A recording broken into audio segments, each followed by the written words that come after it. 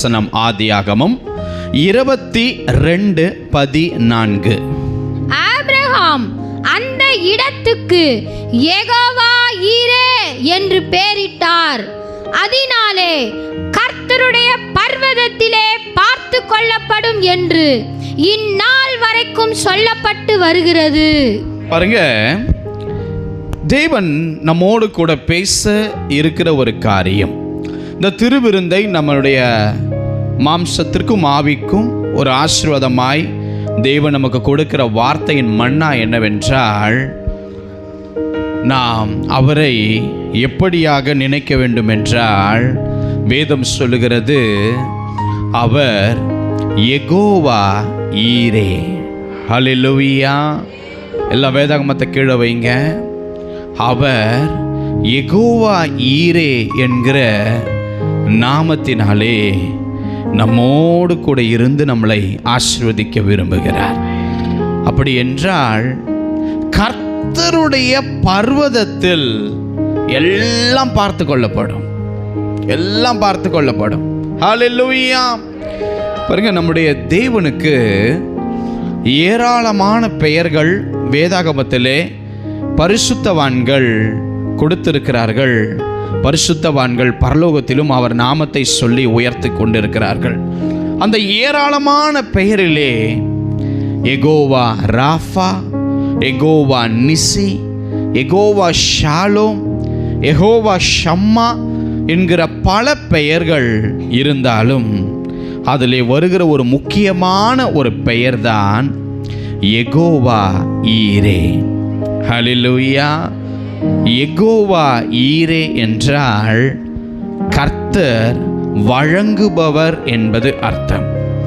நம்முடைய தேவையான காரியங்கள் அனைத்தையும் கொடுப்பவர் என்பது அர்த்தம். எனக்கு அன்பானவர்களே, பாருங்க, நீங்கள் உண்மையாகவே தேவனுடைய சமூகத்திலே நீங்கள் உண்மையாய் உங்களை தாழ்த்தி மனசாட்சியின் பிரகாரமாக நீங்கள் ஆண்டவரை உண்மையோடு தொழுது கொண்டு ஜெபித்து அவர் சமூகத்தில் விழுந்து கிடக்குறீங்க அப்படின்னு இருந்த ஒரு ஊழியக்காரனாக நான் உங்களை பார்த்து சொல்கிறேன், கர்த்தருடைய பர்வதத்தில் உங்களுடைய சகலத்தையும் அவர் பார்த்து கொள்வார்.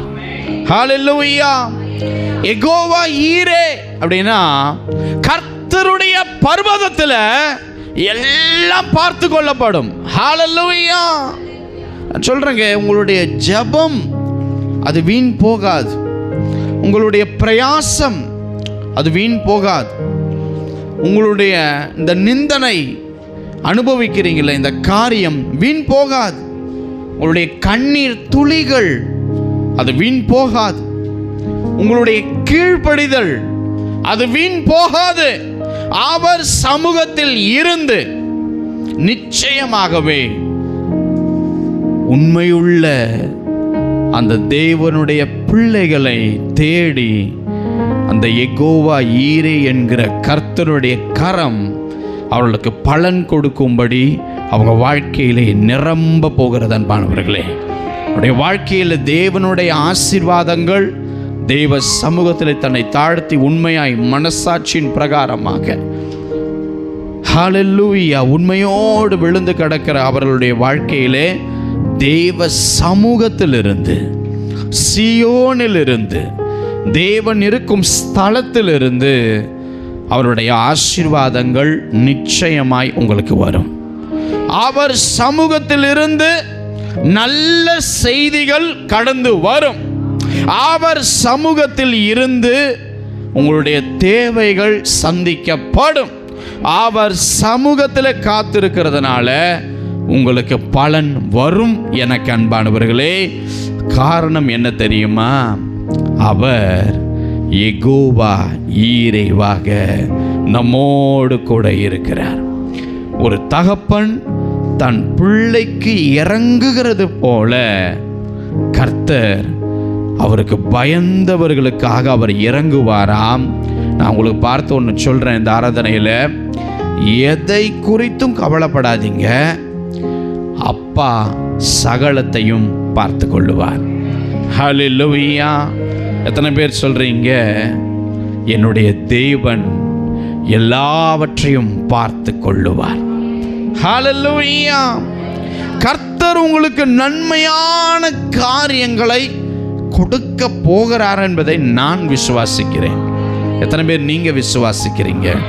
பாருங்க, கிறிஸ்துவுக்குள்ளாக நீங்க படுகிற இந்த பாடுகள், இந்த வேதனை, இந்த இழப்புகள், இந்த துக்கம், இந்த துயரம், இந்த நிந்தை, இதெல்லாம் நிச்சயமா வீண் போகாது என்பதை உங்க மூளையில ஏற்றுக்கொள்ளுங்க. நான் உங்களை பார்த்து இந்த ஆராதனையில் சொல்ற கர்த்தருடைய வார்த்தையை நீங்கள் இதுவரைக்கும் உங்களுடைய ஜெபங்கள் தேவனுடைய சமூகத்திலே வர முடியாத அளவுக்கு பல தடைகள், பல போராட்டங்கள், ஆவிக்குரிய ரீதியிலே உங்களுடைய ஜெபமானது அது தேவ சமூகத்தில் எட்ட முடியாதபடிக்கு இருந்த அத்தனை தடைகளும் அவருடைய பிரசன்னம் இன்னைக்கு நொறுக்கி போட போகிறது. நான் சொல்றேன், உங்களுடைய ஜெபங்கள் தேவ சமூகத்தில் எட்ட போகிறது. ஹல்லேலூயா. தேவ சமூகத்திலே இதுவரைக்கும் நீங்கள் ஜெபித்து உபவாசித்து போராடின போகாத ஜெபங்கள் எல்லாம் இனிமேல் அவர் சமூகத்திலே போய் சேரப்போகிறது. எனக்கு அன்பானவர்களே, உங்களுடைய இதுவரைக்கும் உங்களுடைய ஜெபத்தின் தகுதி, அதாவது ஜெபத்தின் தகுதி என்று ஒன்று இருக்கிறது. அந்த தகுதி நம்முடைய கண்களுக்கு தெரியாது. இந்த ஜெபத்தின் தகுதியை தேவதூதர்கள், தேவன் அவர்களால் கூடுமானால், அதே சமயத்தில் இந்த ஜெபத்தின் தகுதியை இழக்க வைப்பதற்கு சத்துருவுக்கும் நன்கு தெரியும். எனவே இந்த ஜெபத்தின் தகுதியை அந்த ஸ்தானத்தில் எத்தனையோ முறை சாத்தான் தந்திரமாக உங்களுடைய ஜெபம் சாதாரணமாக்கப்பட்டு உங்களுடைய ஜெபத்தில் இருக்கிற அந்த தகுதியை இழக்க வைத்து அந்த உங்கள் ஜெபம், உங்களுடைய வேதனை தேவ சமூகத்தில் எட்ட முடியாத அளவுக்கு உங்களுடைய தரைக்குறைவாக்கி உங்களை அது அப்படியாக அது சாதாரணமாக்கப்பட்டு தந்திரமாக அவன் இதுவரைக்கும் கிரியை செய்திருக்கலாம். ஆனால் நான் உங்களை பார்த்து சொல்லுகிறேன், இன்றைய தினத்தில் இருந்து நீங்கள் ஏறெடுக்க போகிற ஒவ்வொரு ஜெபங்களும் அது அக்கினியை போல அவனுடைய சால்வைகளை கிழித்து கொண்டு போக போகிறது. அவனுடைய கரங்களை கருகி அப்படியாக செயல்படாமல் அந்த அக்கினியானது, அந்த ஜெபமானது ஒரு அக்கினியினால் நிரம்பி தேவ சமூகத்தில் போய் உங்களுடைய ஜெபங்கள் நிற்க போகிறது. எனக்கு அன்பானவர்களே, எத்தனை பேர் விசுவாசிக்கிறீங்க? இது வரைக்கும் என்னுடைய ஜெபங்களுக்கு, உங்கள் ஜெபங்களுக்கு பலன் இல்லைனாலும் கவலைப்படாதீங்க. இனிமேல் போய் சேர வேண்டிய இடத்திற்கு கரெக்டாக போய் சேரும். தேவன் அந்த தகுதியை இந்த ஆராதனையில் உங்களுக்கு தரப்போகிறார். ஹல்லேலூயா. பக்கத்தில் திரும்பி சொல்லுங்க, உங்கள் ஜெபம் இனிமேல் தான் உங்கள் ஜெபங்கள் அவர் சமூகத்தில் எட்ட போகிறது. சொல்லுங்க பார்க்கலாம். அவர் சமூகத்திலே போக முடியாத அத்தனை இருந்த தடைகளும் அவருடைய பிரசன்னம் இந்த ஆராதனையிலே பார்த்து கொள்ளும். நம்முடைய ஜெபம் ஒரு கிணத்துல போட்ட ஒரு கள்ள மாதிரி இருக்கலாம். நம்முடைய ஜெபத்திற்கு உடனே காரியங்கள் நடக்காமல் இருக்கலாம். ஆனால் இயேசு கிறிஸ்துவின் நாமத்தில் சொல்றேன், உங்கள் ஜெபங்களுக்கு தேவன் மறு உத்தரவு உடனே தரப்போகிறார். உங்களுடைய ஜெபங்களுக்கு சில காரியங்கள் உடனே நடக்கிற காரியங்களை நீங்கள் பார்ப்பீர்கள். எனக்கு அன்பானவர்களே, காரணம் என்னவென்றால் அவர் யெகோவா ஈரே. அவருடைய பர்வதத்தில் உங்களுடைய குறைகள், உங்களுடைய கண்ணீர், உங்களுடைய வேதனை, உங்களுடைய நிந்தை எல்லாம் அவர் சமூகத்தில் ஏறெடுக்க போகிற போது அது சரியாய் போய் நிற்க போகிறது. அவர் அங்கிருந்து மறுபுத்திரவு தரப்போகிறார். அவர் அங்கிருந்து காரியங்களை செயல்பட வைக்க போகிறார். எத்தனை பேர் விசுவாசிக்கிறீங்க?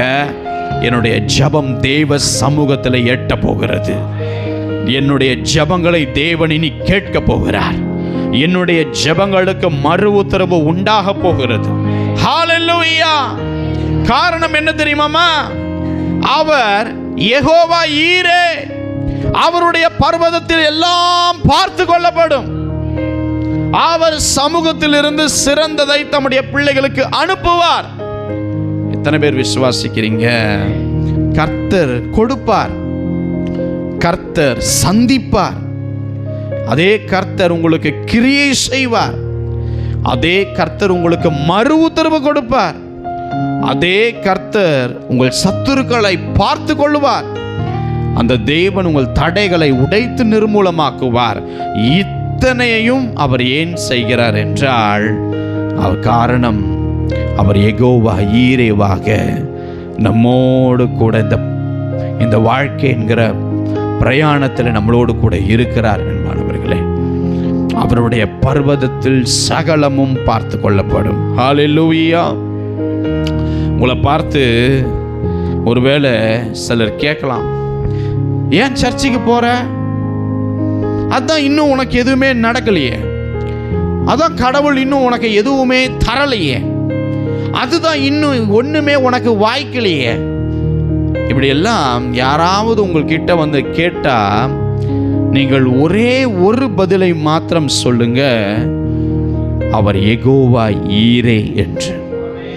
என்னன்னா, அவர் கொடுக்கும் தகப்பன், அவர் கொடுக்கும் தகப்பன். ஹல்லேலூயா. கர்த்தர் ஆபகுக் என்கிற ஒரு தீர்க்கதரிசியை பார்த்து ஆண்டவர் சொன்னார், என் மகனே, நீ காண்கிற இந்த தரிசனத்தை எழுதி அத அந்த கடந்தோடுகிறவர்கள் வாசிக்கும்படி ஒரு பலகையில அந்த தரிசனத்தை குறித்து நீ வரைந்து எழுதி வை என்று கர்த்தர் ஆபகுக்கை பார்த்து சொன்னார். அந்த சொல்லப்பட்ட அந்த பலகையிலே என்ன வார்த்தையை இந்த தீர்க்கதரிசி எழுதினார், வரைந்தார், அதை மற்றவர்கள் காணும்படி வைத்தார் என்றால், அதில் எழுதப்பட்ட வார்த்தை தான் வேதம் சொல்லுகிறது, குறித்த காலத்திற்கு தரிசனம் இன்னும் வைக்கப்பட்டிருக்கிறது. நடக்கல அப்படிங்கிறதுனால அது நடக்க போறது அல்ல அப்படின்னு கிடையாது. அதெல்லாம் இந்த ஆபகுக்கை பார்த்து ஒருவேளை கேட்டிருக்கலாம், என்ன உன் கடவுள் சொன்னாரு, என்ன உன் கடவுள் இன்னும் செய்யல, போய் முட்டி முட்டி மோதுற, உபவாசம் போடுற, எல்லாத்தையும் பண்ற, ஒண்ணுமே நடக்கலப்பா அப்படின்னு ஒருவேளை ஆபகுக்கை பார்த்து ஒருவேளை யாராவது கேட்டிருப்பாங்க போல இருக்கு. ஆனால் தேவன் சொன்னார், ஒரு பலகையில எழுதி நீ வைப்பா, வலதுபுறம் இடதுபுறம் போகிறவங்க, உன்னை பார்த்து கேள்வி கேட்கிறவங்க அந்த பலகையில் எழுதப்பட்ட என்னுடைய வார்த்தையை கவனிக்கட்டும். நான் இப்போ கொடுக்கல, இப்போ செய்யலை அப்படிங்கிறதுக்காக செய்யாமல் இருக்க போறேன் என்பது அர்த்தம் அல்ல.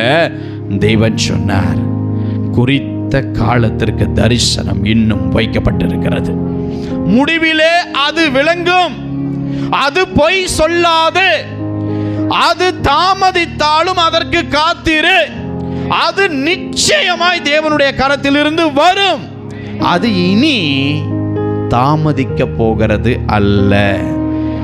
காரணம் என்னன்னா, அவர் யெகோவா ஈரே என்கிற நாமத்தினால் நம்மோடு இருப்பதனால் நான் விசுவாசித்து உங்களை பார்த்து சொல்றேன், இனி உங்கள் வாழ்க்கையில தாமதங்கள் இருக்க போகிறது கிடையவே கிடையாது. நான் சொல்றேங்க, இங்க இருக்கிற அநேகருடைய வாழ்க்கையில நீடித்த நாட்களாக காத்து கொண்டிருக்கிறீங்க, விடாய்த்தாத்துமாவா காத்து கொண்டிருக்கிறீங்க. ரொம்ப நாள் ஒரு விஷயத்துக்காக ஜாம் பண்ணி ஒரு கிணத்துல போட்ட கள்ள மாதிரி அசைவே இல்லை பிரதர், அசைவே இல்லை, அது அப்படியே இருக்குது போட்ட நிலைமையில. விதைத்த அந்த பயிரில் அந்த காரியத்தில் ஒரு வளர்ச்சியும் இல்லை அப்படின்னு உங்கள் வாழ்க்கையில் நீங்கள் சொல்லி கொண்டு இருந்தீங்கன்னா, நான் கர்த்தருடைய ஊழியக்காரனா உங்களை பார்த்து சொல்கிறேங்க, உங்கள் வாழ்க்கையில் இனி தாமதங்கள் சில பிரத்யட்ச காரியத்தில் இருக்க போகிறதே கிடையாது. No more delays. எத்தனை பேர் ஆமென் சொல்றீங்க? எத்தனை பேர் கர்த்தருடைய வார்த்தையை விசுவாசிக்கிறீங்க? அவர் யெகோவா ஈரேவா இருப்பதினால் அவர் கொடுப்பவர். கர்த்தருடைய பர்வதத்திலிருந்து நீண்ட நாட்களை காத்திருக்கிற காரியங்களை கொடுக்கும் கர்த்தர். நீண்ட நாட்களாய் ஜெபிக்கிற அந்த காரியத்திற்கு பர்வதத்தில் இருந்து தேவனுடைய ஆசீர்வாதங்களை கொடுக்கும் கர்த்தர். நான் சொல்றேன், இனி தாமதங்கள் உன் வாழ்க்கையில இருக்காது. எத்தனை பேர் கரம் உயர்த்தி சொல்ல விரும்புறீங்க? என் வாழ்க்கையில இனி தாமதங்கள் இருக்க போகிறது அல்ல. எத்தனை பேர் விசுவாசிக்கிறீங்க? ஹல்லேலூயா. சகலத்தையும் நேர்த்தியாய் செய்யும் தேவன் சகலத்தையும் அவர் பார்த்து கொள்ளுவார். கவலைப்படாதீங்க. நம்முடைய தேவன் அவருடைய ஐஸ்வர்யத்தின்படி உங்கள் குறைவெல்லாம் கிறிஸ்து இயேசுவுக்குள் மகிமையிலே அவர் நிறைவாக்குவார். தேவனுடைய ராஜ்யத்தை முதன்மையாய் வைப்பவர்களுக்கும் தேவனுடைய ராஜ்யத்திற்கு முக்கியத்துவம் கொடுக்கிறவர்களுக்கும் தேவனுடைய ராஜ்யத்தை உண்மையாய் தேடுகிறவர்களுக்கும் நான் சொல்றேங்க, அவர் எல்லாவற்றையும் கூட கொடுப்பார். காரணம், அவர் யெகோவா ஈரே என்கிற நாமத்தினாலே வழங்குபவராக இந்த ஆராதனையிலே தேவனுடைய கரம் செயல்பட்டு கொண்டிருக்கிறது. உங்கள் கவலைகள் எல்லாவற்றையும் தேவ சமூகத்தில் இன்னைக்கு இறக்கி வச்சுட்டு போயிடுங்க. இன்னைக்கு இப்போ நான் சொல்கிறேன், இறக்கி வைத்துட்டு போயிடுங்க. நீங்கள் எதை குறித்தும் கலங்காதீங்க. நான் சொல்கிறேன், பல காரியங்கள், அதாவது பல தீமையான காரியங்கள் நன்மைக்கு ஏற்றபடி அந்த காரியங்கள் முடிந்திருக்கும்படி கர்த்தர் கிரியை செய்வார். பல தீமையான காரியம், அத்தனை தீமையான காரியங்களும் நன்மையாய் முடிவிலே முடியும்படி கர்த்தர் உங்களுக்கு கிரியை செய்வார். அவருடைய நாமம் எப்பொழுதும் மகிமைப்படட்டும் என்று எத்தனை பேர் சொல்ல விரும்புகிறீங்க? ஹல்லேலூயா. கரமுயர்த்தி சொல்லுங்க, ஆண்டவரே நீங்க என் வாழ்க்கையின் மூலம் மகிமைப்படுங்க ஆண்டவரே, நீங்க பெருகணும் ஆண்டவரே. ஹல்லேலூயா. எத்தனை பேருக்கு நம்பிக்கை உண்டு? இனி நான் ஏறெடுக்க போகிற விண்ணப்பங்களுக்கு கர்த்தர் உடனே அங்கீகாரத்தை தரப்போகிறார். ஹல்லேலூயா. கர்த்தர் அங்கீகாரத்தை கொடுப்பார். எத்தனையோ வருஷமா கிதியோன் ஜெபம் பண்ணார். அவர் நினைச்சுக்கிட்டாரு, நான் ஜெபம் பண்ணது வேஸ்ட், நான் உண்மையா இருந்தது வேஸ்ட், நான் கர்த்தருக்காக நீதிமானாய் காணப்பட்டது வேஸ்ட். ஏன் தெரியுமா அவர் நினைச்சாரு? அவர் ஜெபம் பண்ண காரியங்களுக்கு ஒரு மாற்றம் கிடைக்காததினால் மனசோர்வு வந்து அவர் சொன்னார். மாற்றம் வரல அப்படின்னா ஆட்டோமேட்டிக்கா இருதயம் சோர்ந்துரும். ஹல்லேலூயா. இருதயம் வெறுமையாய் காணப்படும்.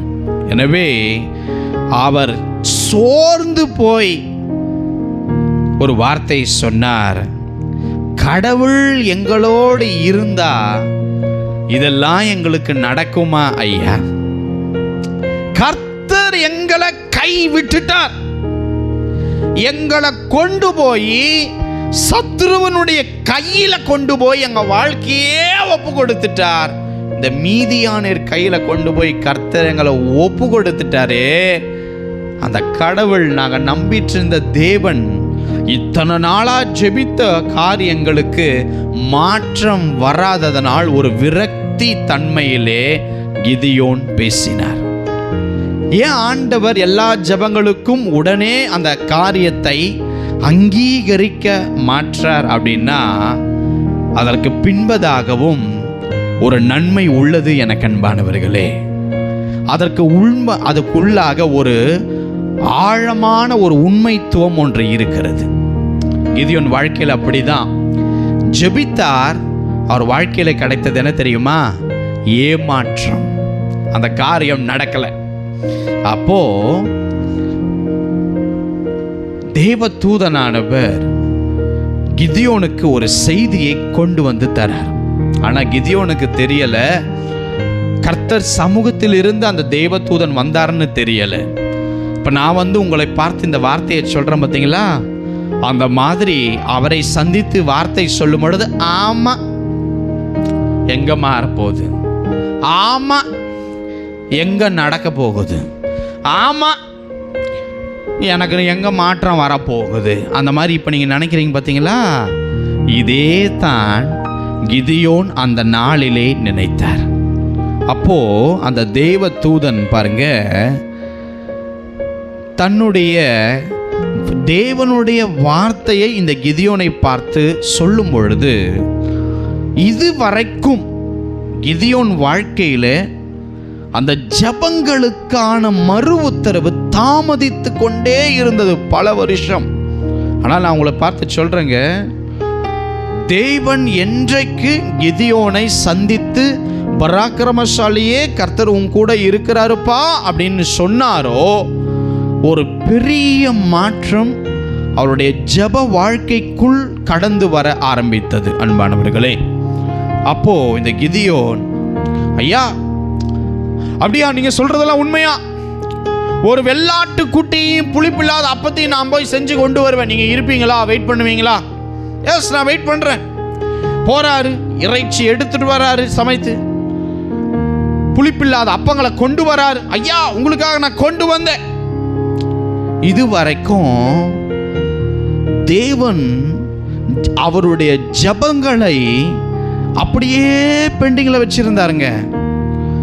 எந்த ஜபமும் கேட்கப்படல. அதாவது கேட்கப்பட்டாலும் அந்த ஜபங்களுக்குரிய காரியத்தை கர்த்தர் அங்கீகரிக்காமல் பெண்டிங்ல வச்சிருந்தார். இப்போ அந்த தேவதூதன் கையில் இருக்கிற ஒரு கோலினுடைய அந்த நுனி அந்த இறைச்சியையும் அந்த புளிப்பில்லாத அப்பத்தையும் பட்சித்து போட்டது. எனக்கு அன்பானவர்களே, உடனே ஒரு அக்கினி கற்பாறையில் மேல் இருந்து அப்படியே எழும்பி அவர் கொண்டு வந்த இறைச்சியும் அப்பங்களையும் பட்சித்தது. நான் உங்களை பார்த்து சொல்றேன், இப்போ அந்த கிதியோன் சொன்னார், ஐயோ கர்த்தருடைய தூதனை நான் முகமுகமா கண்டேனே அப்படின்னு சொல்றாரு. நான் உங்களுக்கு சொல்றேன், அந்த வார்த்தையும் அந்த சந்திப்பும் அந்த இறைச்சியை பட்சிக்கப்பட்ட புளிப்பில்லாத அப்பங்களை பட்சித்ததனுடைய ஒரு உட்புற நோக்கம் என்ன தெரியுமா? கிதியோன், நீ ரொம்ப நாளா ஜெபம் பண்ணிட்டு இருக்கிறப்பா, ரொம்ப நாளா ஏமாற்றத்தை பார்க்கிறப்பா. இன்னைக்கு கர்த்தர் சொல்றாருப்பா, இனிமேல் உன் ஜெபங்கள் கர்த்தர் சமூகத்தில் எட்டும் என்பதற்குரிய அடையாளமாய் இந்த அக்கினி பட்சிக்கும் காரியங்களை நீ பார்ப்பா என்பதை தேவன் சொல்லாமல் யெகோவா ஈரேவாக செயல்பட்டார். உடனே நான் யோசிச்சேன், நான் தியானிக்கும் போது கர்த்தருடைய அழகான ஆழமான அந்த கரம் என்ன செஞ்சது தெரியுமா?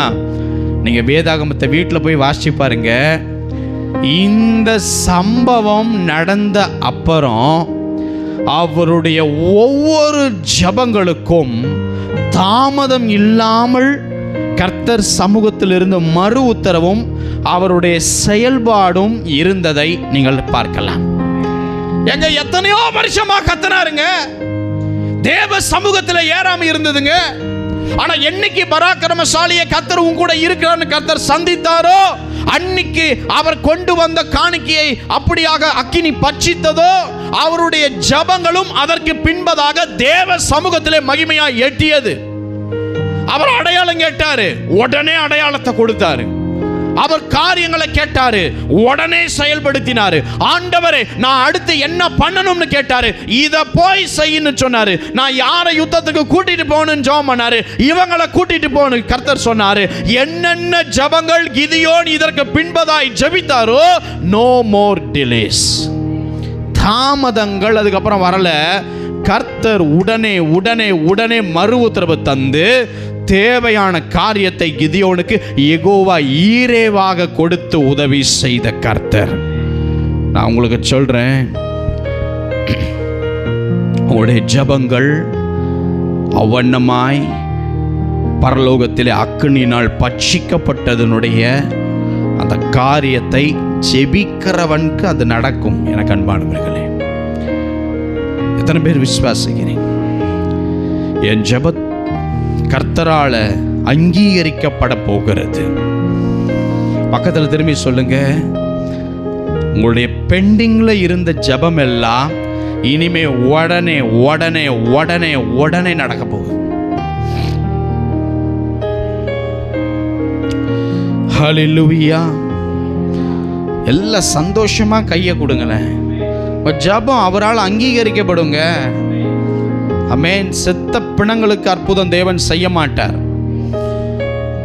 கர்த்தரை விசுவாசித்த ஒரு வார்த்தையை பிடிங்க. எத்தனையோ வாலிபன் அன்னைக்கு இருந்தான். கர்த்தர் ஏன் யாரையும் போய் சந்திக்காம கிதியோனை சந்தித்தார் தெரியுமா? கிதியோன் தான் அத்தனை ஏமாற்றங்களையும் சந்தித்தவர். கிதியோன் கூட இருந்த மற்ற கோஷ்டிங்க எல்லாம் ஜெபிக்காத உருப்படாத இருந்தவங்க. கர்த்தர் அவங்கள போய் சந்திக்கல. ஜெபம் பண்ணி ஏமாற்றம் அடைந்த கிதியோனை சந்தித்து தான் கர்த்தர் சொன்னார். எத்தனை பேர் ஆமென் சொல்றீங்க? நாம் வாசிக்க கேட்கலாம். அப்போஸ்தலர் புஸ்தகம் 10ஆம் அதிகாரம் 1ஆம் வசனம். அப்போஸ்தலர் 10:1. இத்தாலியா பட்டாளம் எண்ணப்பட்ட பட்டாளத்திலே 100க்கு அதிபதியாகிய கொர்நேலியு என்னும் பேர் கொண்ட ஒரு மனுஷன் செசரியா பட்டணத்திலே இருந்தான். பாருங்க, எத்தனையோ 100க்கு அதிபதி செசரியா பட்டணத்துல இருந்தான். எத்தனையோ கிதியோன் அன்றைக்கு தேசத்துல இருந்தாங்க. ஆனால் கர்த்தரை யாரை தேடி வந்தார் தெரியுமா? அங்கே கிதியோன், இந்த இடத்துல கொர்நேலியு. பாருங்க, வேதாகமத்தை கீழே வைங்க. ஒரு 100க்கு அதிபதி ஒரு மனுஷன் செசரியா பட்டணத்தில் தான் குடும்பத்தோடு வசித்து கொண்டிருந்தார்.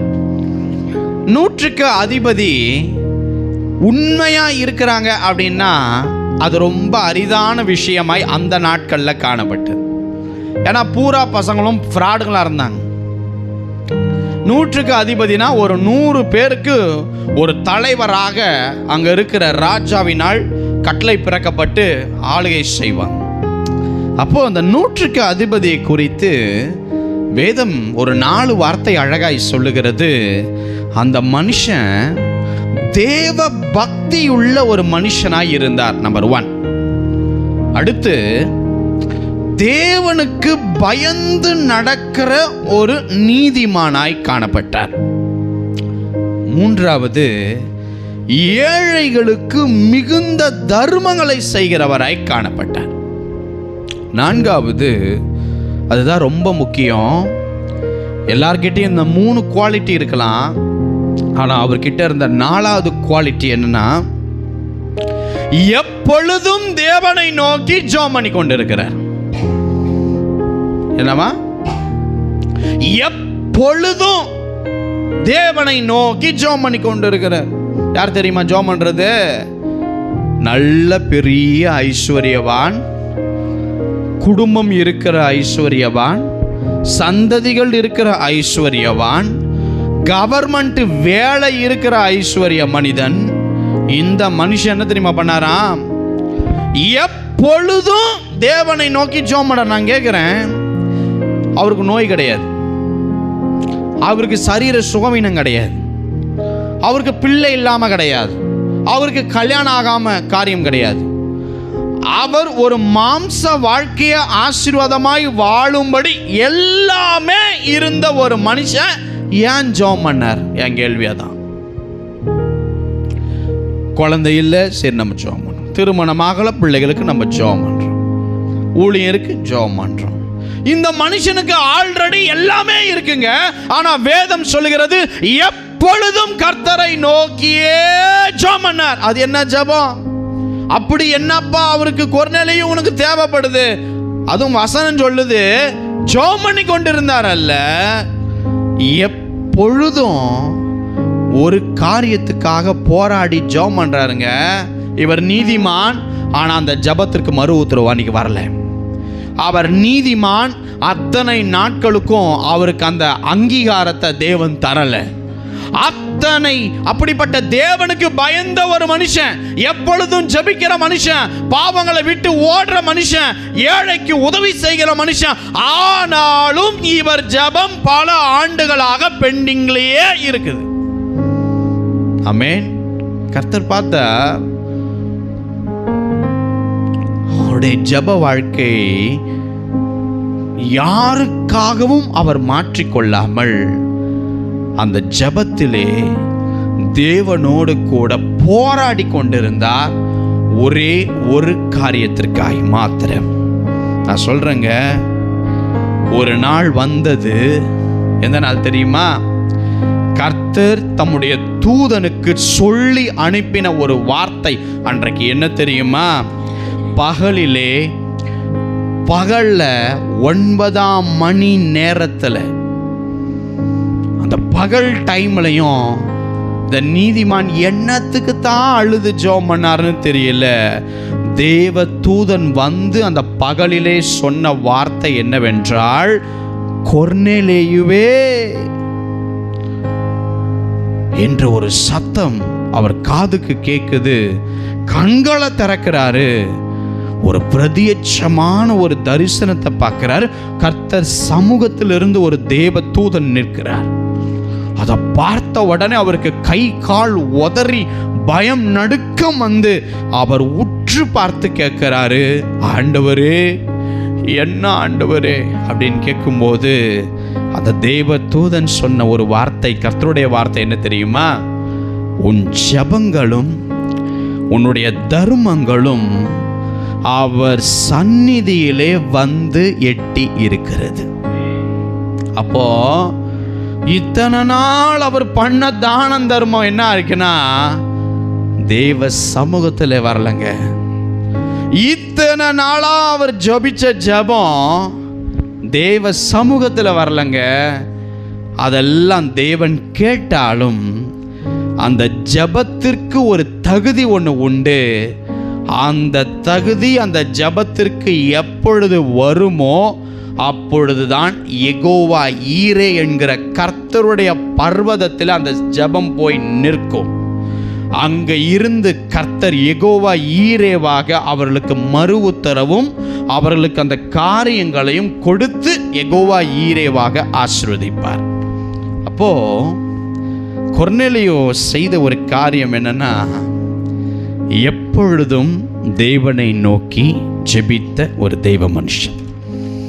அந்த ஒரு நாள் தேவதூதன் வந்து சொன்னார் பார்த்தீங்களா, அதைத்தான் கர்த்தர் இந்த ஆராதனையில் உங்களை பார்த்து சொல்லுகிறார்.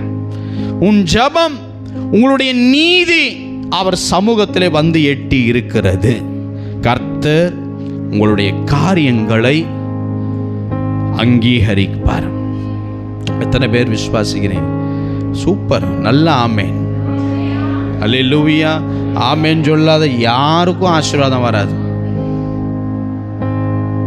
நான் சொல்றேங்க, கர்த்தருடைய அந்த அங்கீகரிப்பு, அப்ரூவல் ஆக்கிறது, பெண்டிங்கில் இருக்கிறத அடுத்த லெவலுக்கு மூவ் பண்ணுற சில காரியங்கள் கர்த்தர் இந்த ஆராதனையில் உங்கள் வாழ்க்கையில் செய்ய விரும்புகிறார்.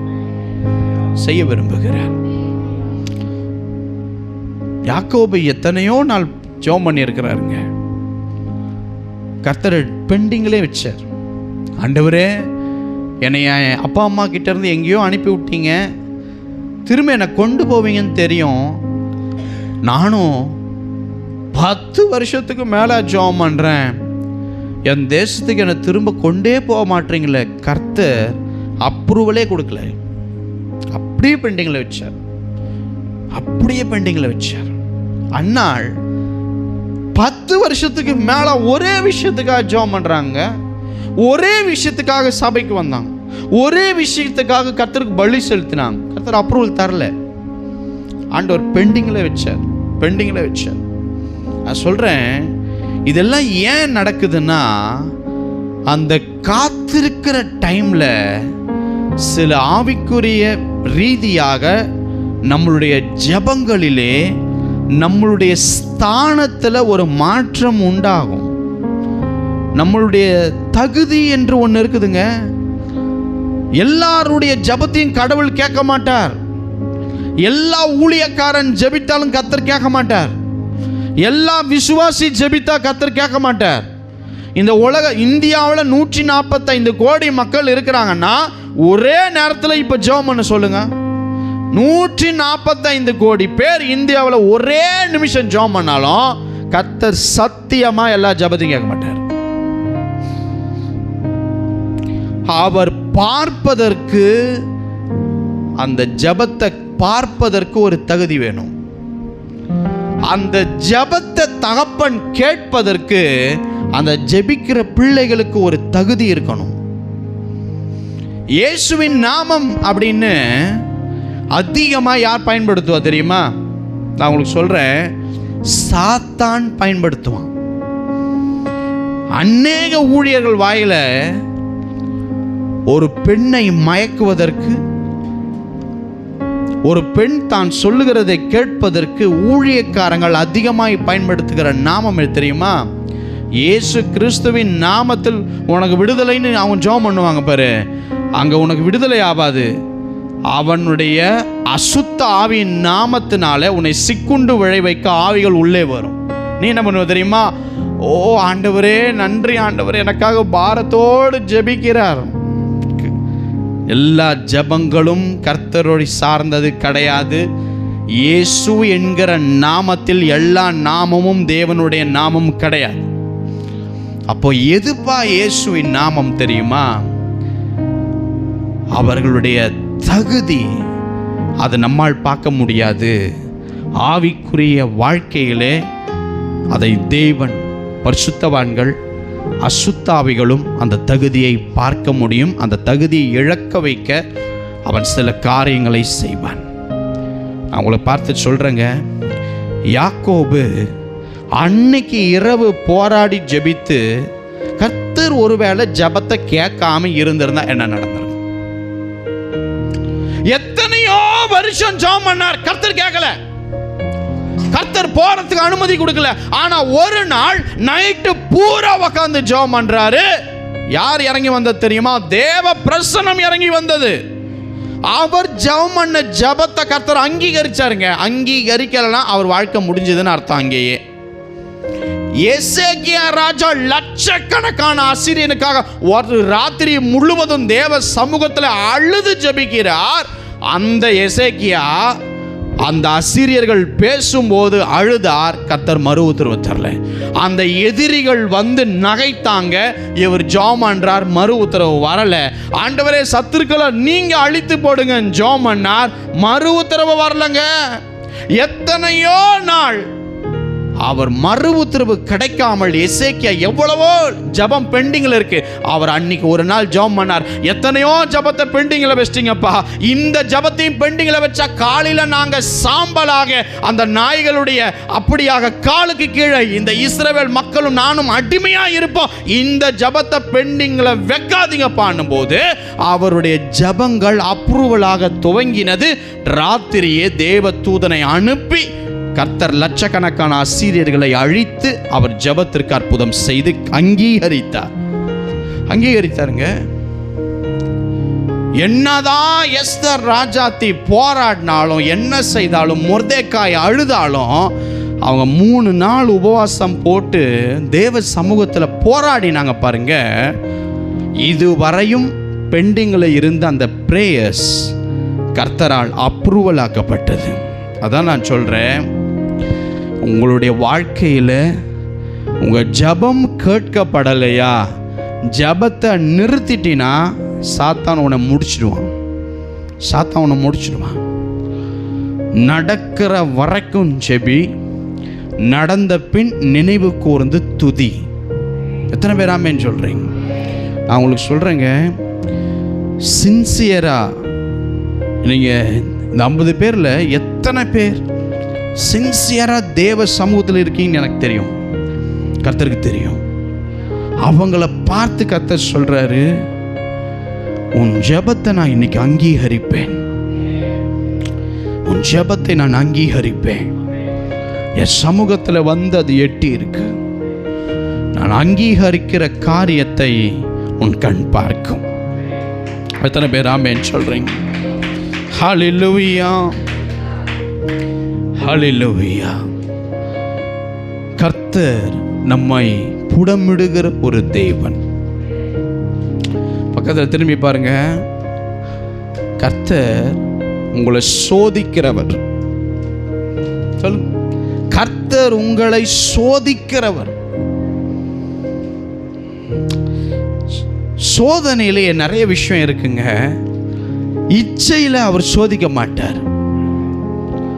தவறான பாவங்களை வைத்து அவர் சோதிக்க மாட்டார். என் நண்பன் ஒருத்தன் என்னை பார்க்கறதுக்கு வந்தான்.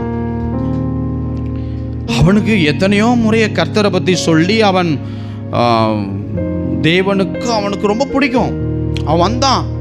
ஆனால் அவனால் தன்னுடைய சுய வாழ்க்கையில் இச்சைகளை அவனால் கண்ட்ரோல் பண்ண முடியாது. அவன் என்னை பார்த்து சொன்னான், அவன் ஏதோ ஒரு பாவத்தை அன்னைக்கு பண்ணிட்டு வந்திருக்கிறான். என் கூட பேசும் பொழுது திடீரென்று தேவ ஆவியானவர் சில வார்த்தைகளை பேசினார். அவன் அப்படியே சாஷ்டாங்கமா ஒத்துக்கிட்டான். கர்த்தருடைய மகனாகிய அவன் எதை அடக்க முடியாமல் தவறு செய்துட்டு என்கிட்ட வந்திருக்கிற அப்படி என்பதை கர்த்தர் தெளிவாய் பேசினார்.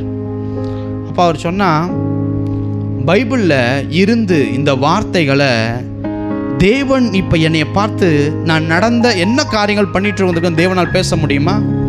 நான் சொன்னேன், நீ எதுவுமே சொல்ல வேணாம்ப்பா, நீ இப்போ ஜெபத்தில் உட்காருன்னும் போது கண்களை மூடி பரிசுத்த ஆவியானவர் கேட்டேன், அப்பா இவனை பார்த்து நீர் என்ன சொல்லுகிறேன்?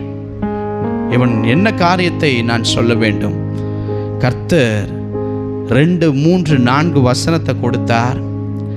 அவன் கண்ணில் இருந்து தார தாரையாக கண்ணீர் வந்தது. அவன் வேசித்தனத்தை பண்ணிட்டு வந்தான், விபச்சாரியோடு கூட இருந்துட்டு வந்தான். அது வேற யாருக்கும் அங்கே அன்றைக்கு தெரியாது. அப்போ அவன் என்னை பார்த்து கேட்டான், நான் ஆண்டவரை நேசிக்கிறேன், நான் பண்ண தப்பெல்லாம் அவர் சொல்கிறாருன்னா அவர் என்னை அப்போ பார்த்துருக்கிறாரு. சரி, நான் அவர் இருதயத்தை உடச்சிட்டேன். பட் இருந்தாலும் நான் என்னுடைய தோழி வீட்டுக்கு போகும்போது எல்லாரும் இருந்தாங்க. அந்த தோழி வீட்டில் இருந்த என் மற்ற நண்பர்கள் கடைக்கு போனாங்க. கடைக்கு போயிட்டு வரும்பொழுது வண்டி பஞ்சர் ஆனது. பஞ்சர் ஆகும்போது நாங்கள் வீட்டில் தனிமையாக இருந்தோம். இதை யார் அனுமதித்ததுன்னு கேட்டான். அங்கே சொன்னேன், கர்த்தர் ஒரு நாளும் இச்சையினாலே சோதிக்க மாட்டார்ப்பா. கர்த்தர் ஒரு நாளும் பாவத்தை வைத்து உன்னை சோதிக்க மாட்டார். அப்படி செய்தால் அது சாத்தான் கொடுக்கிற சோதனையை தவிர தேவன் கொடுக்கிற சோதனை இது இல்லை என்பதை நான் அவனுக்கு அறிவித்தேன். அவன் அழுதான், அவன் வாழ்க்கையை ஒப்பு கொடுத்தான். ஆனால் இன்றைக்கு ஒரு பெரிய விபச்சாரக்காரனாக ஒரு டிவியில் அவன் ஒர்க் பண்ணி கொண்டிருக்கிறான்.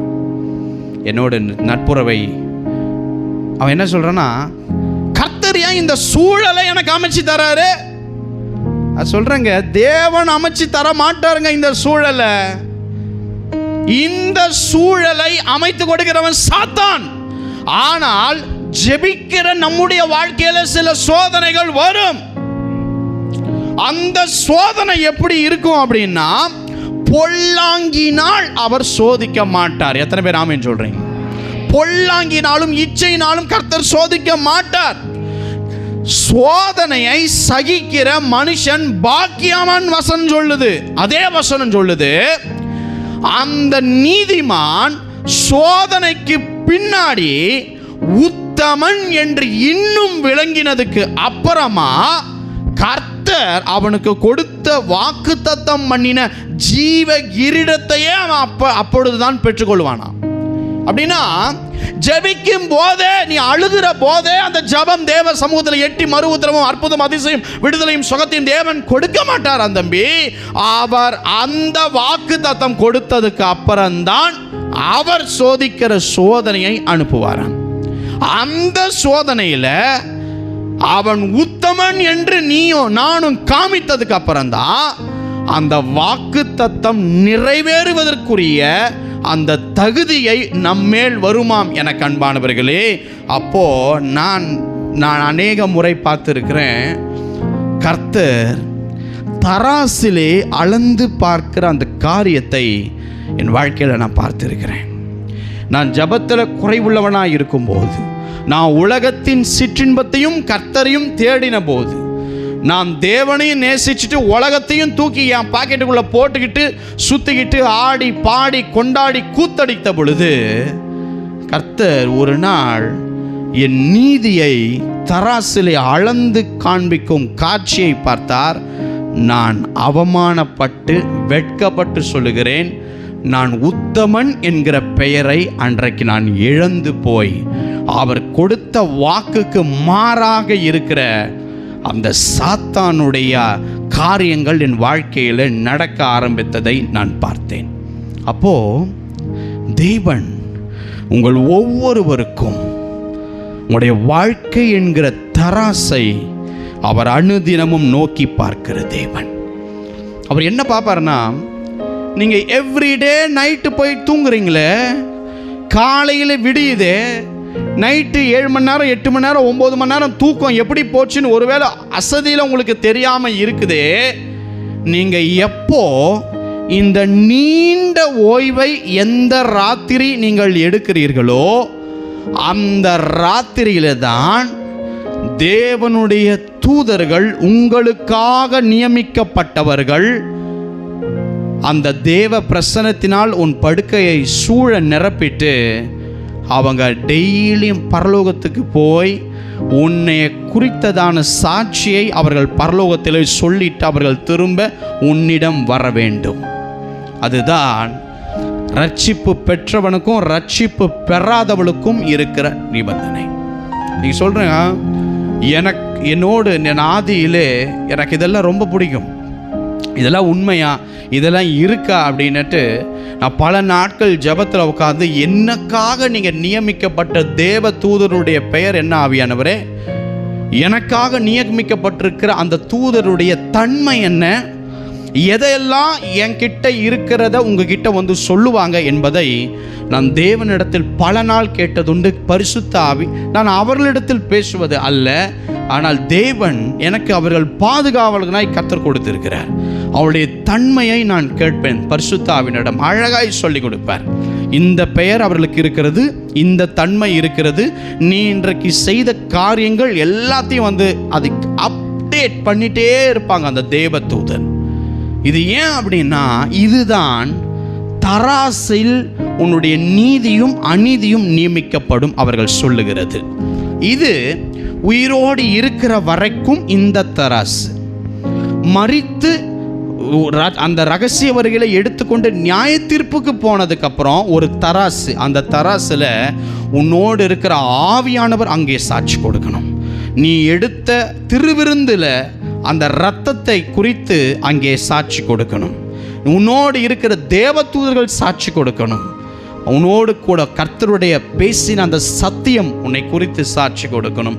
இத்தனை தராசு நியாய தீர்ப்புக்கு, அந்த நியாய தீர்ப்பு நாளிலே சாட்சி நம்மளை குறித்து கொடுக்க வேண்டும். ஆனால் இங்கே உயிர் வாழும் போது உன்னையும் என்னையும் குறித்து அந்த தேவதூதர்கள் அந்த அறிக்கை செய்து அப்டேட் பண்ணுவாங்க. நான் சொல்கிறேன், பல முறை நான் இதில் விழுந்திருக்கிறேன். பல முறை என்னை பற்றியதான தவறான செய்திகள் போவாது. நல்ல ஞாபகம் வச்சுக்கோ. நீங்கள் ஒன்று பண்ணி அதை தேவதூதர்கள் போய் மாறாலாம் சொல்ல மாட்டாங்க.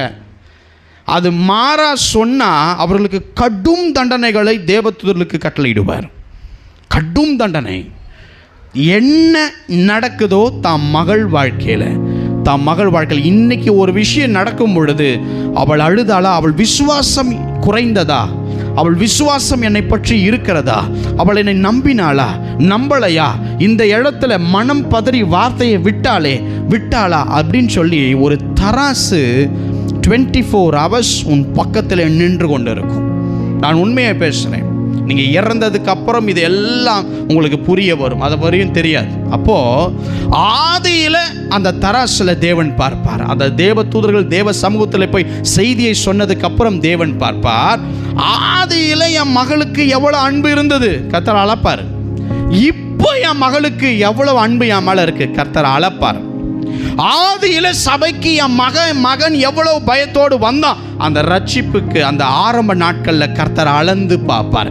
இப்போ சபைக்கு பயத்தோடு ஓடி வருகிறாளா ஓடி வரானா என்பதை கர்த்தர் அளந்து பார்ப்பார். எப்படி வைராக்கியமாய் ஆரம்ப நாட்களில் ஜெபித்து அபிஷேகத்தில் நிறைந்தால் அதே கிருபை அதே அந்த எல்லை இப்பொழுது இருக்கிறதா என்பதை கர்த்தர் அளந்து பார்ப்பார். ஆதியிலே சின்ன சின்ன விஷயத்திற்கு கூட என் மகள் பயப்படுவாளே, இன்றைக்கும் அதே என் மேலே இருக்கிற கனம் பயம் அவளுக்கும் அவனுக்கும் இருக்கிறதா என்பதை கர்த்தர் அளந்து பார்ப்பார்.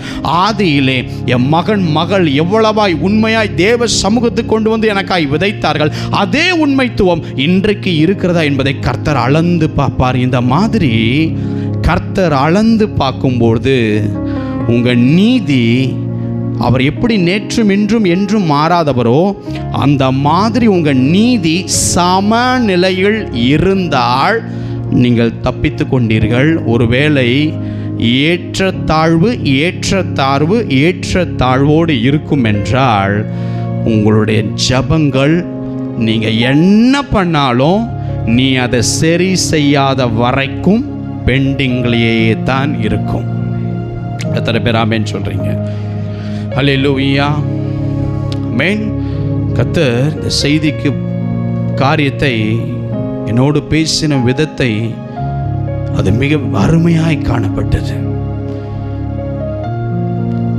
தேவனுடைய ஒரு கை என்னுடைய ஜப வேளையிலே எப்பயுமே அவர் தரிசனம் கொடுப்பார், அது சார்ந்து நான் செய்தி எடுப்பது உண்டு. ஆனால் வித்தியாசமாக தேவன் தரிசனத்தை தரல.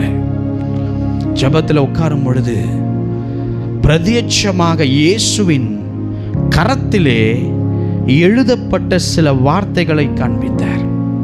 அது அப்படியே நான் உற்று பார்க்கும் பொழுது சில வார்த்தைகள் இருந்தது.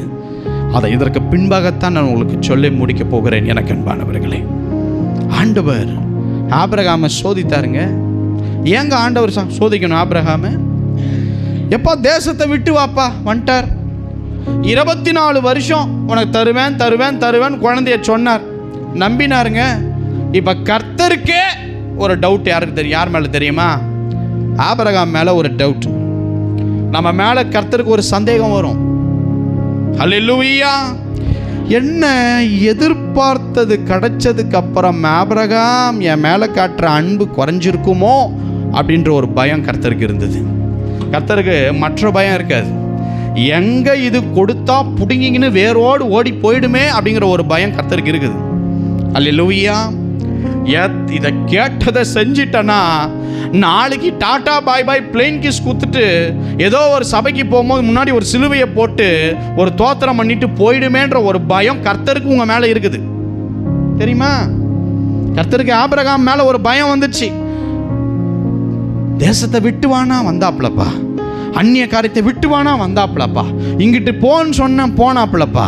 24 வருஷம் ஒரே தரிசனத்தை கொடுத்து தருவேன் சொன்னார்ப்ப. அதையும் நம்பினாருப்பா.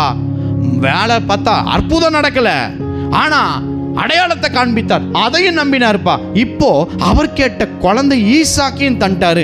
இப்போ என்ன பிரச்சனைனா கர்த்தருக்கு ஒரு சந்தேகம். அந்த தராசுல இன்னும் குறையல அநீதி, நீதி கரெக்டா இருக்கு, அநீதி வரல.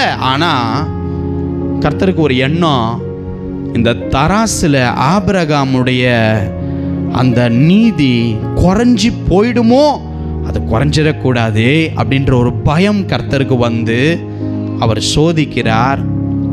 ஆபிரகாம், கிடைச்சதுக்கு அப்புறம் நீ என்ன மறந்துடுவியோ? ஹல்லேலூயா. உனக்கு தேவையானது வந்ததுக்கு அப்புறம் இந்த ஓட்டத்தை உற்றுவியோ அப்படின்னுட்டு கர்த்தர் பாருங்க அழகா இறங்கி என்ன தெரியுமா பேசுறாரு? ஆபிரகாம், உன்னுடைய செல்ல பிள்ளை, உனக்கு இருக்கிற ஒரே ஒரு பையன், உன் புத்திரன். அது பாருங்க, அந்த 3 வார்த்தைக்கு பின்னாடி எவ்வளோ விஷயம் இருக்கு தெரியுமா?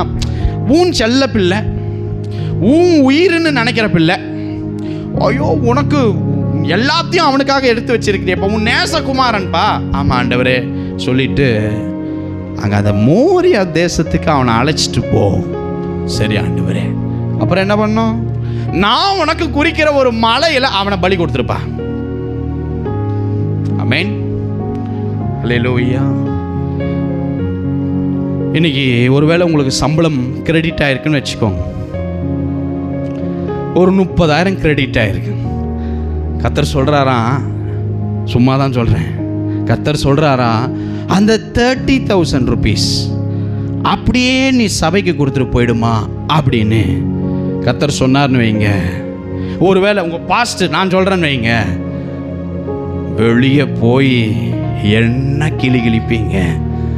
ஓ அவன் ஒருத்தன் இருக்கிறான்யா, எப்போ சம்பளம் வரும்னு என்னை விட அவன் நைட்டு பூரா உட்காந்து பார்க்குறான்யா, இருக்கிறதுல புடுங்காம விடமாட்டான்யா அப்படின்ட்டு போடா நீயாவது உன் கர்த்தரை சொல்லிட்டு போவீங்களா, பண்ண மாட்டீங்களா? என்ன பிரச்சனைனா, கர்த்தர் உன்னால் எதை பண்ண முடியாதோ அதில் தான் சோதிப்பார். ஆமென். நான் விசுவாசிக்கிறேன், கர்த்தர் உன் பொண்டாட்டி சாராளை கூட்டு வந்து பலி கொடு அப்படின்னும் போது ஊரையே கூட்டின்னு போய் பலி கொடுத்துருப்பார் சந்தோஷமா. ஆமென். ஏன்னா இப்போ சாராள் மேலே இருந்த ஹோல் முழு அஃபெக்ஷன் எங்கே போயிடுச்சுன்னா, அவன் வாக்கு தத்தத்துக்கு மேலே உள்ள போயிடுச்சு. ஈசாக்கு நீ என் செல்லம், என் உயிர், என் பட்டு, என்னுடைய நெஞ்சு, எனக்கு எல்லாமே நீ தான்ப்பா அப்படின்னும் போது கர்த்தரும் வந்து சொல்றாரு, உன் உயிர் இருக்குல்ல, உன் செல்லம் இருக்குல்ல, உன்னுடைய எல்லாத்தையும் நீ அவனுக்கு வச்சிருக்கிறல, அவனை கொண்டு வந்து கொஞ்சம் பலி கொடுத்துரு. பார்த்த ஆபிரகாம், சத்தியமா சொல்றேன், இந்த மாதிரி பரிசுத்தவான்களை மாதிரி நம்மளாம் இருக்கவே முடியாது. அவர் என்ன தெரியுமா சொன்னாரு? பொண்டாட்டிக்கிட்ட போய் சொன்னா சீவகட்டை எடுத்துருவாரோ நினைச்சிட்டு அவர் என்ன பண்ணாருன்னா, அப்படியே விடியங்காத்தால ஈசாக்கையும் கூட்டிட்டு 2 வேலைக்காரனையும் கூட்டிட்டு கிளம்பி போயிட்டார். எந்த இடத்துக்கு போகணும்னு தெரியாது. மோரியா தேசத்துக்கு போறார்.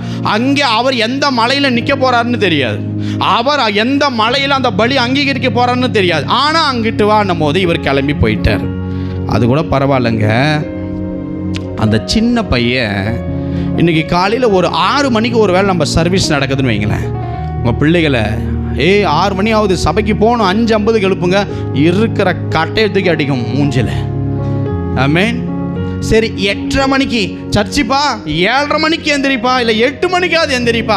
அடப்போம்மா, அங்கே போனால் என்னத்த சும்மா தேசத்துக்கு ஆய்ஜபிக்கிறேன், அதை அது இதுன்னு அந்த பாஸ்டர்மா வாட்டு கத்தின்னு கிடக்குது, இங்கே எல்லாம் என்ன பண்ணிட்டு இருக்கேன். நான் பொறுமையாக போவேன், உனக்கு என்ன சர்ச்சுக்கு போன அவள் தானே, நான் வரேன் அப்படின்ட்டு நீ நானும் கடந்திருப்போம்.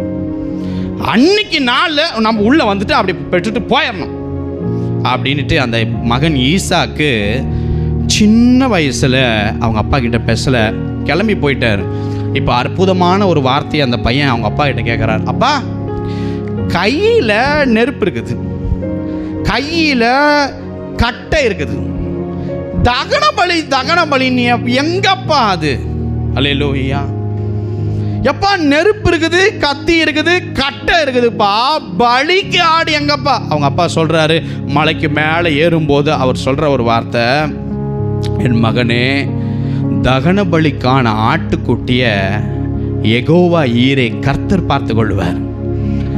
எவனுக்காது இந்த நம்பிக்கை விசுவாசம் இருக்குமா? தகன பலிக்கான ஆட்டுக்குட்டிய அப்பா பார்த்து கொள்வார்ப்பா, வாப்பான்னு கூட்டின்னு வர்றார். அங்க வந்துட்டு தன்னுடைய கத்தியை எடுத்து குத்தி சாவடின்னு சொன்னது கர்த்தர், நான் அதையும் பண்ணுவேன் அப்படின்ற விசுவாசம் கர்த்தர் மேலே இருக்குது. அழைத்த பொழுது இருந்த பாசம் அப்படியே இருக்குது, அழைத்த பொழுது இருந்த அன்பு அப்படியே இருக்கு, அழைத்த பொழுது விட்டுட்டு வந்த எல்லா தன்மையும் அப்படியே இருக்கு. கத்தி எடுக்கும்போது எத்தனையோ நாட்கள் 24 வருஷம் அவருடைய ஜெபம் கேட்கப்படலைங்க. ஆனால் கர்த்தர் அந்த நாளிலே அது வரைக்கும் அடையாளத்தோடு தான் ஆபிரகாமோடு பேசினார், அது வரைக்கும் தரிசனத்தில் பேசினார், அது வரைக்கும் ஜப இருக்குமோ அந்த சத்தத்தில் பேசினார். ஆனால் இப்போ என்ன தெரியுமா பண்ணாரு? தேவ தூதனை அனுப்பி அங்கே பேசினார். ஆபிரகாம், ஆபிரகாம், பிள்ளையாண்டா மேலே உன் கையை போடாதப்பா. கர்த்தர் எமோஷனல் ஆன தருணம் அங்கே தான். எனக்காக நீ இப்படி ஒப்பு கொடுக்க வேண்டும் நான் நினைக்கே பார்க்கலப்பா. நான் இப்போ சொல்கிறேன்ப்பா, நீ தேவனுக்கு பயந்தவன் என்பதை நான் புரிஞ்சுக்கிட்டேன்ப்பான்னு கர்த்தர் எமோஷனல் ஆகி பேசுகிறார் பாருங்க. அவருக்கு தேவை ஈசாக்கினுடைய உயிர் கிடையாதுங்க, ஆபிரகாமுடைய நீதி. என் மேலே இருக்கிற பாசம் வாக்குத்தத்தம் வந்த அப்புறம் விட்டுடுவானோன்னு என்கிற அந்த சந்தேகம் கர்த்தர் கிளாரிட்டியாக கிளியர் பண்ணுறாரு. ஆபிரகாம் நிரூபிக்கிறாரு. அழைத்த பொழுது இருந்த எண்ணதோ இன்னைக்கு வரைக்கும் எனக்கு அதான்ப்பா.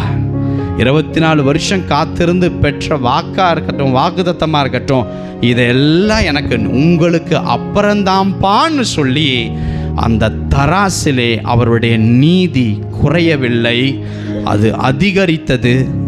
தெய்வ சமூகத்தில் இருந்து நான் உங்களுக்கு சொல்கிறேன், ஈசாக்கு வாக்குத்தத்தமாக அவர் பார்த்துருக்கலாம், ஆனால் ஈசாக்கினுடைய சந்ததி ஆசீர்வதிக்கப்பட வேண்டிய வாக்குத்தத்தம் அந்த மலையிலே காணப்பட்டது. அந்த மலைக்கு அவர் பெயர் கொடுத்தார், அவர் யெகோவா ஈரே என்று. யெகோவா ஈரே என்றால் என்ன தெரியுமா?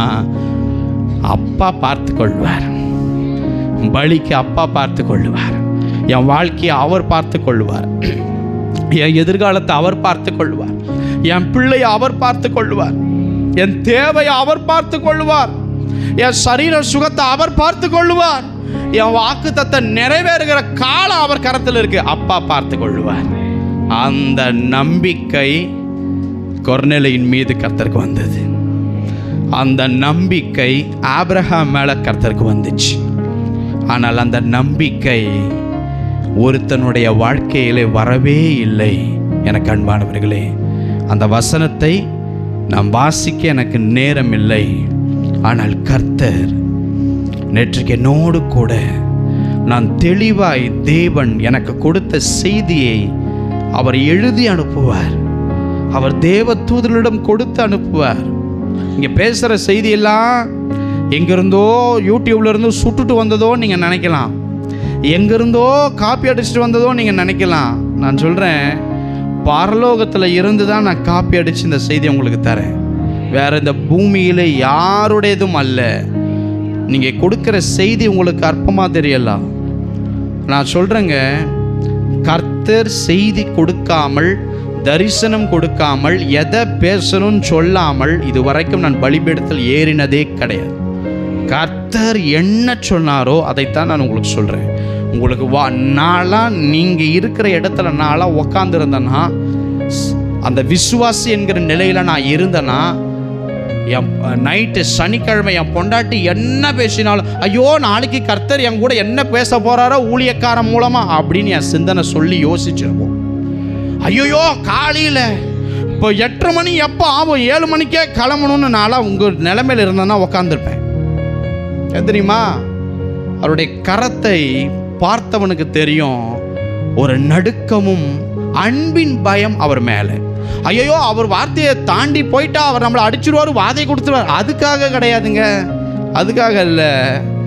இந்த மாதிரி ஒரு தேவன் குப்பையான என் சந்ததிக்குள்ள வந்து என்னை தூக்கி எடுத்தாரே, என்ன மாதிரி ஒரு தேவன், லவ்வுக்காக உண்மையாக நின்றுப்பேன். உங்கள் நிலைமையில நான் இருந்திருந்தேன்னா, அடுத்த நாள் நாளைக்கு நீ என்ன வேணா நைட்டு சமன், நாளைக்கு 8:30 மணிக்கு கர்த்தர் என் கூட பேச போறாரு அப்படின்னு வைராக்கியமா நின்று இருப்பேன். நீங்கள் என்ன தெரியுமா பண்ணுறீங்க?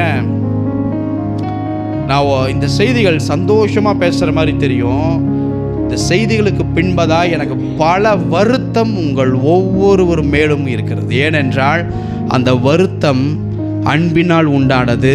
அந்த அன்பு இப்படிப்பட்டவருடைய வார்த்தை, தரிசனம், வெளிப்பாடு, இந்த காரியங்களை இந்த மக்கள் உபயோகித்து கொள்ள மாற்றாங்களே. எனக்கெல்லாம் வயிறு வாய் எரியுது உங்களை பற்றி நினைக்கும் போது. ஏன்னா எங்களெல்லாம் நடத்துறதுக்கு அப்படி ஒருத்தர் இல்லாமல் நாங்கள்லாம் காணப்பட்டோம். எங்களுக்கு நல்லது கெட்டது எதுன்னு சொல்லாமல் தெரியாமல் நாங்களாம் காணப்பட்டோம். சபைக்கு போகும்போதே சிகரெட் அடிச்சுட்டு தான் போய் சபையில் உட்கார்றது. தெரியுமா? என் குடும்பத்துக்கு அம்மா அப்பாக்கெல்லாம் தெரியவே தெரியாது. எத்தனையோ நண்பர்களோடு கூட எத்தனையோ ஒரு சில இரவு குடித்து விட்டுருக்கிறேன். எத்தனையோ தவறான காரியங்கள் போயிட்டு சபையில் உக்காந்தா அதை அப்ரோச் பண்ணுற மாதிரி தான் எங்களுக்கு வார்த்தை வந்தனால எங்களுக்கு தெரியல, இது தப்பு, இது கடவுள் ஹர்ட் ஆவார், கடவுள் நம்மளை விட்டு போயிடுவார்னு அந்த வழி நடத்துதல் இல்லை. ஆனால் இன்னைக்கு திரும்பி பார்த்தனாலாம் வயிறு எறிகிறேன். உங்களுக்கு எல்லாம் கடவுள் எப்பேற்பட்ட ஆப்பர்ச்சுனிட்டி கொடுத்துருக்காரு தெரியுமா? ஹல்லேலூயா. நான் இங்கே இல்லைனாலும் கர்த்தர் என்னை எடுத்து இன்னொருத்தனை எடுத்துட்டு பயன்படுத்துவார். ஆனால் இந்த ஸ்தலத்துக்குள் அவருடைய பிரசன்னம் ஒன்று இருக்கு பாரு, அது சத்தியமாக சொல்கிறேன், எவனுக்கும் எவளுக்கும் கிடைக்காது. ஏன்னா என்னுடைய ஆவிக்குரிய கண்கள் அந்த தரத்தை நான் பார்த்துருக்கிறேன். நானும் என் மனைவியும் என் குடும்பமோ இதில் இல்லை, நாங்கள் செய்யலைன்னா எங்களை தள்ளி கர்த்தர் இன்னொருத்தர் வந்து செய்ய போகிறார். ஆனால் இந்த ஸ்தலத்துக்குள்ள அவர் நியமிக்கப்பட்ட ஒரு கிருபை இருக்கு பாரு, அது எங்கேயும் கிடைக்காது. நல்லா சொல்கிறேன், 8:30 மணிக்கு சபையா கரெக்டாக ஆராதனை முடிந்த பின்லாம் வரும் பொழுதெல்லாம் சத்தியமாக சொல்கிறேன், தேவன் உடைவார், தேவன் பயங்கரமாக ஹர்ட் ஆவார். ஏன்னா அவர் சந்தோஷமாக பேசி நீ பார்த்துக்க. பல நாள் அவர் அழுது நான் பார்த்துருக்கேன். பல நாள் நீங்கள் ஒரு சில காரியத்தில் நீங்கள் சந்தோஷப்படுறதுக்காக செய்யும் பொழுது அவர் அழுவார். அதெல்லாம் நான் கண்குளிர பார்த்ததுனால அது என்ன ஆகி போச்சுன்னா, இதெல்லாம் பார்த்து பார்த்து அந்த பாவத்தின் மேலே என்னுடைய ஈர்ப்பு போகலை. ஏன்னா இவர் ஹர்ட் ஆவார், உடைவார், அழுவார், இதெல்லாம் நடக்கும். நான் உங்ககிட்ட பேசுகிற மாதிரி என்னுடைய அறையில் வந்து தேவன் பேசுவார். அப்போல்லாம் அதெல்லாம் பார்க்கும்போது என்னடா இந்த வார்த்தையை தேவன் இவ்வளோ ஆசீர்வாதமாக யெகோவா ஈரவே கூட இருந்து பேசுகிற என்ன தகுதி இந்த ஜனங்களுக்கு இருக்குது, இதை உபயோகப்படுத்தி கொள்ள மாற்றாங்களின் வயிறு வாயெல்லாம் எரியும் எனக்கு. ஆனால் நான் சொல்கிறேன், இந்த ஸ்தலத்தில் தேவனை பயன்படுத்திக்கோங்க. இதில் தெரியாத அநேக காரியங்கள் இருக்கிறது. உங்களை சுற்றிலும் தேவ தூதர்கள் உங்கள் கண்ணுக்கு தெரியாமல் உங்களுடைய நினைவுகளை கூட தேவனிடத்தில் பகிர்ந்து கொண்டு இருக்கிறாங்க. அந்த 2.5 மணி நேரம் அது தேவனுக்காக மட்டும்தான். எத்தனை பேர் ஆமேன்னு சொல்கிறீங்க? நான் சொல்கிறேங்க, இந்த மாதிரி காரியங்களை கர்த்தர் காண்பித்தார். அதை போல கர்த்தர் ஒரு வார்த்தையை அவருடைய கையிலே என்கிட்ட சொல்லி இருக்கலாம், அவர் சொல்லலை, எழுதி காண்பித்தார். அது ஏன் எழுதினார்னு எனக்கு தெரியல. ஏன்னா எப்பயுமே அவர் சொல்லுவார், இதை போய் பண்ணுன்னுவார், சொல்லுன்னுவார். ஆனால் கர்த்தர் அதில் நேற்றுக்கு எழுதி காண்பித்தார். அவருக்கு சொல்கிறதுல விருப்பம் இல்லை. அவர் ஏதோ ஒரு விஷயத்தில் உடஞ்சிருக்கார் உங்களை பற்றி. அவர் என்ன எழுதினார் அப்படின்னா, நான் என்னுடைய கண்களை கூர்மையாக்கி அந்த வார்த்தையை அவர் கரத்தில் பார்க்கும் பொழுது ஒரு 3 வார்த்தையை நான் கவனித்தேன். அது என்னவென்றால், நீ திடன் கொண்டு புருஷனாயிரு அப்படின்ற ஒரு வார்த்தையை பார்த்தேன். என்னது? நீ திடன் கொண்டு புருஷனாயிரா? ஆண்டவரே, இது என்ன எனக்கு புரியலையா ஆண்டவரே அப்படின்னும் போது கர்த்தர் எனக்கு அதை விளக்கி சொன்னார். திடன் கொண்டு புருஷனாயிரு அப்படின்னா அந்த காரியத்தை சொல்லி நான் முடிக்க விரும்புகிறேன். பாருங்க, இந்த வார்த்தையை தேவன் எந்த பரிசுத்தவான் வாயில வைத்தார் என்றால் தாவீது. அவர் சாக போறாருங்க. அவருடைய மரண தருவாயில் அவர் பெட்ல கிடக்கிறார். கொஞ்ச நேரத்தில் அவருடைய உயிர் போக போகுது. இந்த மரண தருவாயில் எத்தனையோ பசங்க இருந்தாங்க. ஆனால் ஒரே ஒரு பையனை கூப்பிட்டு ஒரு வார்த்தையை, நீ திடன் கொண்டு புருஷனாய் இரு சாலமோன் என்ற வார்த்தையை தாவீது கொடுத்தார். ஆண்டவரே, இதில் என்ன விவரித்து சொல்ல விழுறீங்க அப்படின்னு நான் கேட்ட பொழுது கர்த்தர் சொன்னாரு, பாருப்பா, தாவீது சொல்றார் தான் பையன் சாலமோனை பார்த்து சாகர தருவாயில, சாலமோன், நீ நல்ல புருஷனாயிரு, நீ திடன் கொள். ஏன்னா கர்த்தர் என்கிட்ட சொன்னாருப்பா, ஏசப்பா என்கிட்ட சொன்னார். என்ன தெரியுமா? முழு இருதயத்தோடு ஆத்மாவோடு எனக்கு முன்னாடி நடந்து கொண்டு உண்மையாய் உன் பிள்ளைங்க காத்து கொண்டால் தாவீது, உன் பிள்ளைங்க உன்ன மாதிரி என்னை உண்மையா தேடி முழு இருதயத்தோடு காத்து கொண்டால் இதுவரைக்கும் கொடுக்காத ஒன்று, ராஜாவுக்கு கொடுக்காத ஒரு ஆசீர்வாதத்தை கர்த்தர் வச்சிருந்தார் தெரியுமா? உன்னுடைய சந்ததிகள் சிங்காசனத்தில் இருந்து எவனுமே தள்ள முடியாது. அவங்க சந்ததி சந்ததி சந்ததி சந்ததி சந்ததியாய் உன் சிங்காசனத்திலே இந்த கணத்திலேயே நான் உட்கார வைப்பேன். ஆனால் யெகோவா ஈரேவாகிய நான் செய்வேன். ஆனால் உன்ன மாதிரி உன்னுடைய மகன் சாலமோன் இதை பண்ணவை, அவன் பிள்ளைகளை பண்ண வைக்கட்டும். அப்படி பண்ணிட்டா இஸ்ரவேலின் சிங்காசனத்தில் வீற்றிருக்க புருஷன் உனக்கு இல்லாமல் போவது இல்லை. அவர் சொன்னது என்ன தெரியுமா? அவனை திடன் கொண்டு புருஷனா இருக்க சொல்.